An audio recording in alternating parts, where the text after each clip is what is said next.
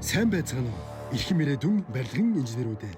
Өнөөдөр би та бүхэнд барилгын инженер мэргэжлийн үнц нь нийгмийн өмнө хүлээсэн үүргийн талаар та бүхэнд танилцуулах гэж байна.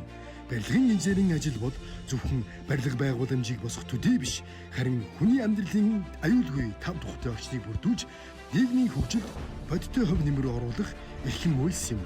Барилгын инженер гэж хэм бэ? Бид бол инженерийн онлын мэдлэг, практик ур чадвар тулгуурлан гүүр, барилга, дэд бүтцийн байгууламжуудыг бүтээж тэдгээрийг газар хөдлөлт, салхи, цас зэрэг олон төрлийн ачааллыг даах чадвартайгаар тооцож төсөлдөг мэргэжлүүд юм. Энгийн нэг зүргэн дээрх санаа бидний тооцоо, оновчлоо шийдлэр бодит бүтээн байгуулалт болон хувирдаг. Бидний хийсэн тооцоо, бүтээсэн шийдэл бүхэн хүний амнаас эд хөрөнгийн аюулгүй байдлыг хангахад чиглэлдэг. Барилгын инженерийн үүргийг дараах байдлаар тодорхойлж болно. Нэгдүгээрт бид бүтээгчид, хоёрдугаарт бид асуудал шийдвэрлэгчид, гуравдугаарт бид хамгаалагчид, дөрөвдүгээрт бид ирээдүйг бүтээгчид. Барилгын инженерийн мэргэжлийг сонгосноор та өөрийн гараар төлөвлөж бүтээсэн байгууламжийг олон гаруй жилээр бодит амьдралд үр өгөөжтэй байгааг харж бахархах болно.